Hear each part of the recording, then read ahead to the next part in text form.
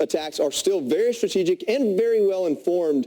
Do you feel like that where we are now may just be a part of the plan for Israel? Look, the Houthis have been firing ballistic missiles at Israel for months, and it's very clear from the Israelis that they're going to take out anybody that tries to murder their civilians. So the Houthi leadership, I think I heard reports that they were all meeting in a bunker and that the Israeli Air Force took them out. It's clear from the past year and a half of war, the Israelis will take leadership out from Hezbollah, from Hamas, from the Houthis, and from the Revolutionary Guards themselves. So no one is safe from the Israeli Air Force and from the Mossad. But again, I think Khamenei's got to make a decision. Come back to the table peacefully, dismantle your program. Otherwise, the Israelis and the Americans could really end his regime. When we hear that a Houthi chief is taken out, obviously that's, I presume, in another country. I'm not sure. We don't have the information on that yet. What does that say for involvement, not just from proxies, but other countries? One of the gas facilities, I believe, is co-owned by Qatar. Is President Trump's best action so far maybe just to keep the other countries from being too bolsterous or getting involved in it? Yeah, so they took out the Houthi leadership in Yemen, and it's clear that Iran is getting support from Qatar, from China, Russia, North Korea. Very clear that President Trump wants to keep all of these countries out of the fight, wants to bring this to some kind of resolution and get back to the negotiating table. But again, the Islamic Republic of Iran threatens the United States. They've been building intercontinental ballistic missiles. Those are only set to deliver nuclear warheads, and that our homeland is their target. So the Israelis are doing us a great service by preventing Iran from developing nuclear-tipped missiles, as well as hunting down terrorist leaders with much American blood on their hands.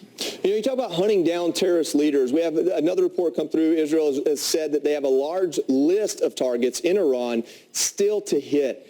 And what I want to take from that is how Israel has been so effective, maybe the Mossad, I'm not sure, maybe double agents, at getting into Iran and getting to specific individuals. And what we're reading is they've targeted all the way down to someone's apartment.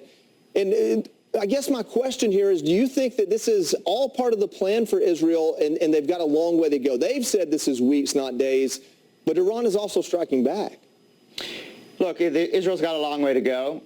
They certainly have deeply penetrated the Iranian security establishment. And the reason for that is that millions of Iranians despise this regime. And there are estimates about 70–80% of Iranians oppose this regime. So there's a large pool of Iranians that Mossad can recruit from. They have Iranian agents operating, Mossad operatives on the ground. And they are systematically, precisely targeting these terror leaders in order to take them out. I don't see the Israelis stopping until they've actually done what they need to do. They need to defend their country. They need to reduce this threat. And unless Khamenei decides to take President Trump up on his offer and return back to negotiations, I think this is going to continue, if not for days, probably weeks. Mark, one last question. We talked about these hypersonic missiles that they may have, Iran may have, that were provided by China or Russia, maybe even North Korea. Where do you think we are right now today with those adversaries of ours supporting Iran in this or sitting it out?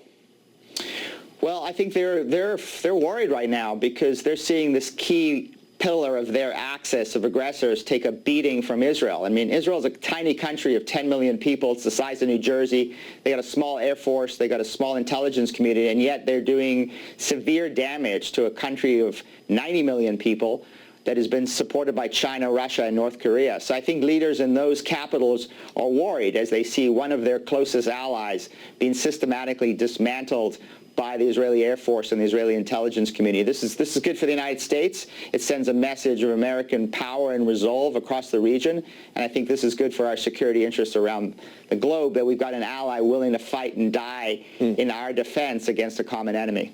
Martin, thank you so much for joining us, bringing your expertise. So many more questions, so much more to learn as these things continue to develop. Thank you for joining us. Thanks so much for having me. Yes, sir. All right, now we're going to go back to Alice.